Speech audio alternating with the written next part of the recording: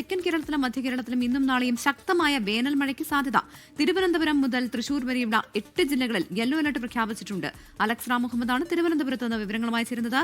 Alex, കാലവർഷം എത്തിയിട്ടില്ല, അതേസമയം തന്നെ വേനൽ മഴ തുടരുകയും ചെയ്യുകയാണ്. 8 ജില്ലകളിലെ അലർട്ടിന് പുറമെ ഏതൊക്കെ തരത്തിലുള്ള നിർദ്ദേശങ്ങൾ വരുന്നുണ്ട്? പ്രവിത, മെയ് 26 25 കൂടിയോ കാലവർഷം കേരളത്തിലേക്ക് എത്തുമെന്നായിരുന്നു കേന്ദ്ര കാലാവസ്ഥാ വകുപ്പിന്റെ ആദ്യ പ്രവചനം. പക്ഷെ അത് ജൂൺ ആദ്യവാരത്തിലേക്ക് മാറുമെന്ന് കേന്ദ്ര കാലാവസ്ഥാ വകുപ്പ് അറിയിക്കുന്നു. പക്ഷെ പ്രധാനപ്പെട്ട കാര്യമാണ് ട്രാൻസിഷൻ നടക്കുന്നു എന്നുള്ളതാണ്. കാരണം വേനൽ മഴയിൽ നിന്ന് കാലവർഷത്തിലേക്കുള്ള ഒരു മാറ്റം നടക്കുന്നു. സംസ്ഥാനത്ത് പലയിടങ്ങളിലും കാര്യമായി തന്നെ മഴ ലഭിക്കുന്നുണ്ട്. അതിന്റെ വൈകുന്നേരവും രാത്രിയും ഇന്നും പുലർച്ചെയും ഒക്കെയായി പലയിടങ്ങളിലും മഴയുണ്ട്. തിരുവനന്തപുരത്തും സമാനമായി തന്നെ ശക്തമായ മഴ ലഭിക്കുന്നുണ്ട്.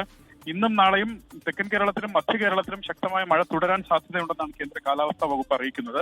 തിരുവനന്തപുരം, കൊല്ലം, പത്തനംതിട്ട, ആലപ്പുഴ, കോട്ടയം, എറണാകുളം, ഇടുക്കി, തൃശൂർ ജില്ലകളിൽ ഇന്ന് യെല്ലോ മുന്നറിയിപ്പ് നൽകിയിട്ടുണ്ട്. അതായത് 8 ജില്ലകളിൽ ശക്തമായ മഴയ്ക്കുള്ള സാധ്യതാ മുന്നറിയിപ്പായ യെല്ലോ അലർട്ട് പ്രഖ്യാപിച്ചിട്ടുണ്ട്. 7 മുതൽ 11 സെന്റിമീറ്റർ വരെ മഴ ഈ ജില്ലകളിൽ ലഭിക്കാൻ സാധ്യതയുണ്ടെന്നാണ് പ്രവചനം. തിരുവനന്തപുരം, കൊല്ലം, പത്തനംതിട്ട, ആലപ്പുഴ, കോട്ടയം, എറണാകുളം ജില്ലകളിൽ നാളെ യെല്ലോ മുന്നറിയിപ്പ് നൽകിയിട്ടുണ്ട്. മലയോര മേഖലകളിൽ മഴ ശക്തമാകാനാണ് സാധ്യത. മഴയ്ക്കൊപ്പം ശക്തമായ കാറ്റിനും ഇടിമിന്നലിനും സാധ്യതയുണ്ട്. പൊതുജനങ്ങൾ ജാഗ്രത പാലിക്കണം. ഇടിമിന്നൽ ജാഗ്രതാ മുന്നറിയിപ്പുകൾ പാലിക്കണം. തീരവുമായി ബന്ധപ്പെട്ടും പ്രധാനപ്പെട്ട ജാഗ്രതാ മുന്നറിയിപ്പ് നിലനിൽക്കുന്നു.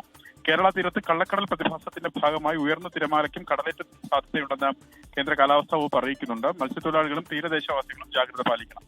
പ്രവിത, ശരി, അതാണ് അലക്സ് പറഞ്ഞതുപോലെ തന്നെ ഇത് വേനൽ മഴയാണ്, ഇടിമിന്നലിനും സാധ്യതയുണ്ട്, ശക്തമായ കാറ്റിനും സാധ്യതയുണ്ട്. അപ്പോൾ ആ തരത്തിൽ ജനങ്ങൾ ജാഗ്രത പാലിക്കണം. അതേസമയം തന്നെ കാലവർഷം ഇതുവരെ എത്തിയിട്ടില്ല. ജൂൺ ആദ്യവാരം എത്തുമെന്നാണ് പ്രതീക്ഷിക്കുന്നത്.